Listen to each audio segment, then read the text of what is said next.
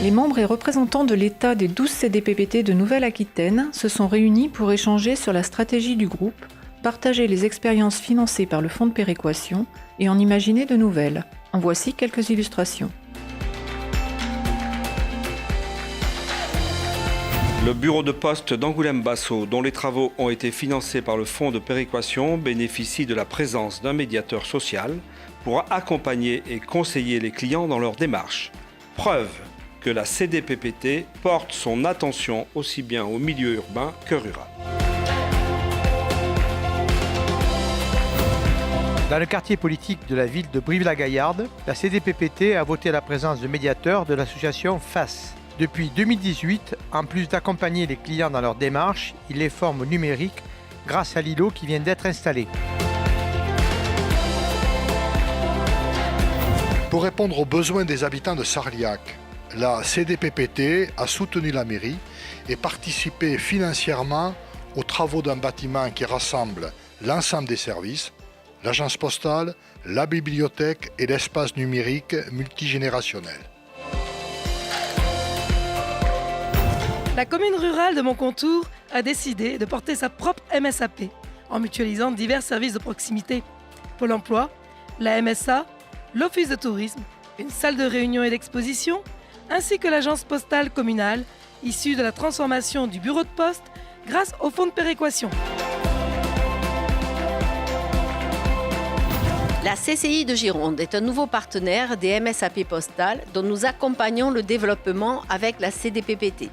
Ainsi, les agents à MSAP assurent un premier accueil et orientent ceux qui veulent entreprendre vers le service adapté de la Chambre de commerce. C'est un moyen pour elle de moderniser sa relation et d'être au plus près des entrepreneurs. En Poitou-Charentes, grâce à l'action des CDPPT, 30 maisons de services au public postal existent. Une fois par an, les CDPPT financent la convention qui réunit tous les agents et les partenaires. Objectif, se connaître, partager pour être encore plus efficace. La CDPPT, avec l'UNA 47, structure d'aide, de soins et de services à domicile, propose et finance des ateliers numériques. Les animateurs viennent à la MSAP de la Plume et forment 2 ou 3 personnes, 2 heures par semaine, pendant 3 mois. La Commission s'engage fortement dans la réduction de la fracture numérique, principalement en milieu rural. Pour ce faire, elle accompagne financièrement les communautés de communes ou d'agglomérations qui mènent des actions de formation aux principaux usages du numérique. S'informer, communiquer, consulter ses comptes. En 2016, la CDPPT a décidé de financer via le fonds de péréquation la création d'un relais poste en zone de montagne afin d'offrir un service postal sur la commune d'Eydus. Cette mutualisation a aussi permis de pérenniser l'hôtel-restaurant et l'épicerie.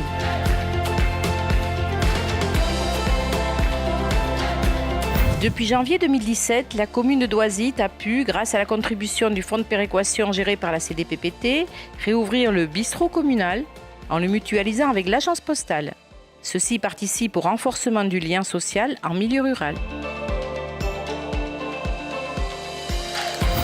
À Flaya, sous l'impulsion des membres de la CDPPT et avec le soutien de la municipalité, le Café de l'Espace et la Poste se sont associés pour créer le premier La Poste Relais ESS Service Plus de Nouvelle-Aquitaine. La Poste est présente au cœur du café associatif, véritable lieu de vie. La CDPPT accompagne la Poste dans sa transformation en construisant une présence postale innovante. La Poste propose aussi des solutions pour les collectivités, parmi lesquelles financement, gestion des routes, numérique. La Commission a souhaité le faire savoir aux présidents d'EPCI du département et les a invités.